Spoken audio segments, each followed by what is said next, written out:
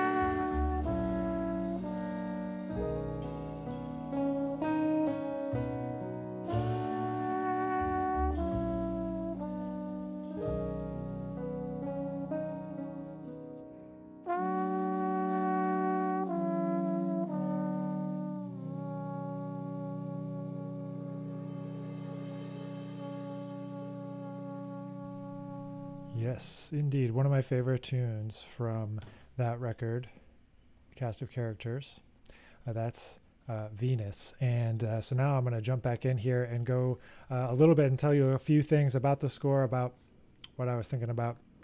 And so if you remember from either watching the Cast of Characters watch party or different things, the main element of the entire suite, or not even suite, but all of these pieces that connects them together is this relationship between D major chord and a D flat major triad. And so this one explores that relationship in a couple different ways. We got D, and then kind of D flat works over B, then D, and then D flat over B kind of thing. A little bit different, but kind of directly going back and forth. So I'm going to kind of just walk through the score here. As you'll notice, some of my copy work is not the best. I didn't fix all the accidentals in the score, but I usually fix them in the parts, but not in the score because nobody's usually looking at the score.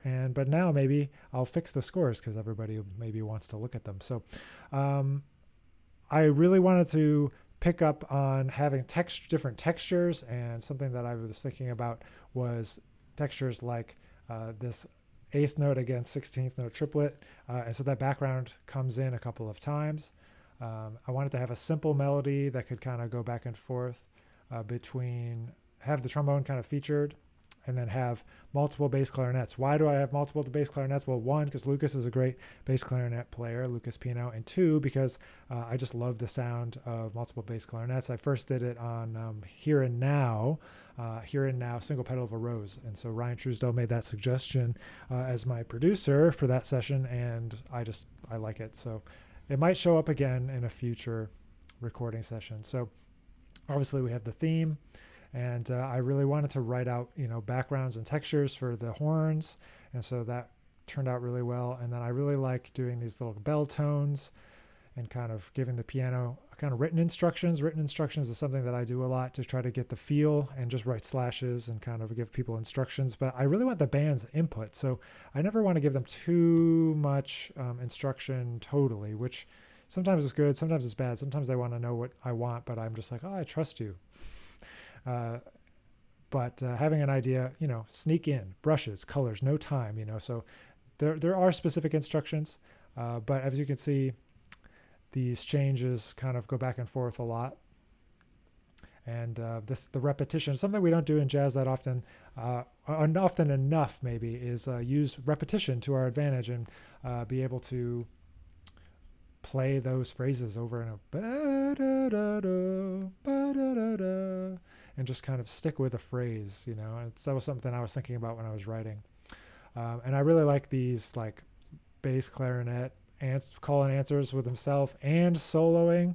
Oh, it's killing. I really like it. And then we get the guitar involved here. And also in this tune, I was playing around with the relationship between major and going straight to the parallel minor. Whoops, what am I doing? So kind of went back and forth, major, minor, major, minor. I thought that was a cool sound. And then some traditional kind of 3-6-2-5, maybe not so traditional, but just kind of experimenting around with getting us to, another key. So D and A with this parallel motion. Again, the same characters. I took this from Andy Farber, one of my teachers at Juilliard, great arranger. He always talked about anything you introduce, whether it's a small group or a large group composition, like every little idea that you put in is like a character. And if you don't develop the character, then why did you introduce them? It's like somebody showing up in a movie or a TV show for like 2 seconds, then leaving. You're like, wait, who is that? So I try to bring these ideas back as both backgrounds and as actual parts of the tune. So there's that. And then I wanted to write this as pretty much through composed. So that's what we did here. And we just basically feature Lucas on the bass clarinet kind of all over the melody, kind of around. And then it's just piano solo, right? And we get these backgrounds. And then Jimmy McBride, the drummer, expertly kind of went into double time to kind of give us a new fresh feel 4 bars later. But, I really like slow ballads. So this is like really slow. Be-do-dee-do, ding, ding. So that was cool. And so again, the same kind of things. And then this gesture, that's kind of the like hook, I guess, if you're going to talk about it in pop terms. But I thought it was cool to connect the major third to the major third of those triads. So the D triad over B flat, and then connecting to the B major triad. Again, just relationships between triads. That's kind of what I was exploring here in this piece. And then we want a texture break, I think a lot in textures. And so we had all this kind of thick background stuff, at least thick for this ensemble. And then so we went and had just piano and trombone to thin it out. Again, I didn't do any improvising on this. I pretty much just played the melody. And sometimes the band leader, I tend to over feature myself maybe. So I was like, I'm going to just write parts for myself and I'm just going to play a melody. And I think a trombone does that well, really can play a beautiful melody singingly, or in a singing style, perhaps is the best way to put that. And then so we get to like letter E here, and we're building up, again, using some of these same major to minor relationships. And then of course we have to end with the hook. So kind of bringing all these together and ending. This is something I like to do too, and I've done it on a bunch of my records. It's just end with the horns instead of having a rhythm section fade out. Get the rhythm section out of there, just let the horns play. And Lucas, of course, did a great job of playing super in tune with me and himself. So we ended up with a great product there. So I'm really happy with how it turned out. So after you've gone through and watched this, I hope that'll inspire you to go back and listen. So check out the listening links down below to check out Venus. And there's a special remix coming for Venus. If you like the original, maybe you'll also enjoy the remix. Just search for Venus Remix. It's coming in April 2021. If you're watching this now, or if you're watching it in the future, it's already out. So go listen to it. Listen to the original Venus from Cast of Characters and Venus Remix that came out in 2021, a year and a couple months later. So thanks for being here. Leave your questions. I want to know what you guys think of this new style of video. I want to answer your questions about this tune and about my bad copy work. So we'll look forward to better looking scores in the future. But this tune, I just really love how it turned out. So I wanted to share it and bring it back to the forefront of people's attention. So I hope you're having an amazing week. Thank you for watching. Make sure you're liking and subscribing, doing all of these things, and telling people about this new series of Inside the Score, I guess, to borrow from the great jazz educator Ray Wright. So we'll catch you later. Thanks for watching.